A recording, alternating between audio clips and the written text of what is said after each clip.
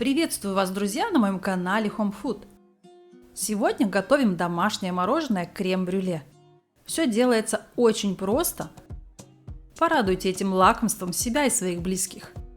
Подпишитесь, если вы еще не со мной, и давайте скорее готовить. В кастрюлю с толстым дном всыпаем 100 грамм сахара и добавляем к нему примерно 3 столовые ложки воды.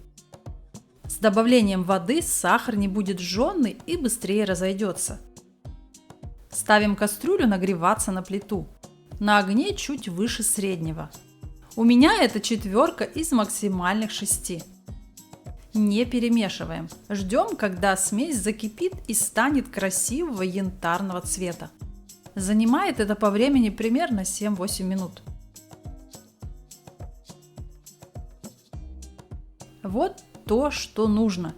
Температуру под сотейником немного убавляем и вливаем 550 мл заранее хорошо нагретого молока. Оно не должно быть холодным. И еще для того, чтобы поднять процент жирности мороженого, добавляем 2 столовые ложки кокосового или сливочного масла. Либо можно масло заменить на сухое молоко в том же количестве. Помешивая, доводим массу до однородного состояния.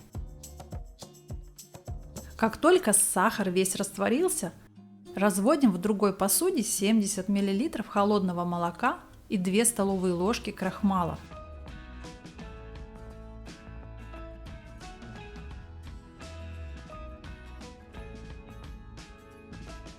Все хорошо размешиваем и вливаем крахмальную смесь в кастрюлю к основным продуктам. При этом постоянно помешиваем.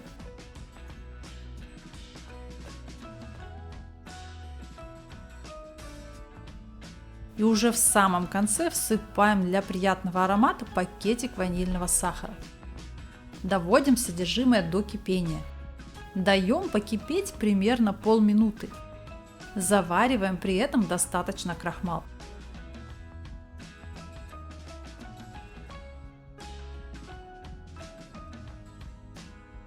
Снимаем кастрюлю с плиты и оставляем остывать. Периодически смесь помешиваем, чтобы сверху не образовалась пленка.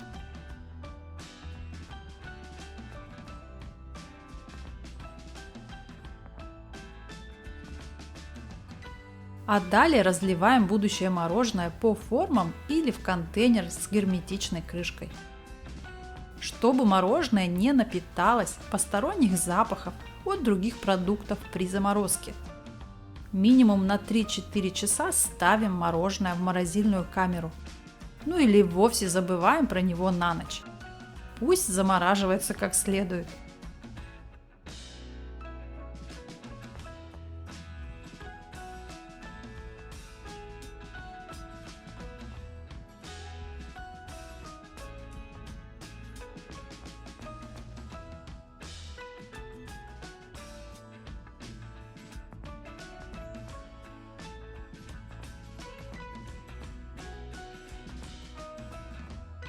Наше мороженое пробыло в морозилке всю ночь.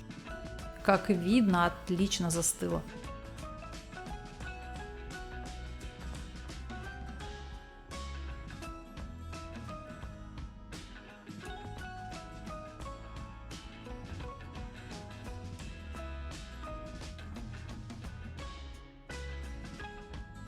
Подаем десерт с различными топпингами. Шоколадом, вареньем или орехами, кто с чем пожелает.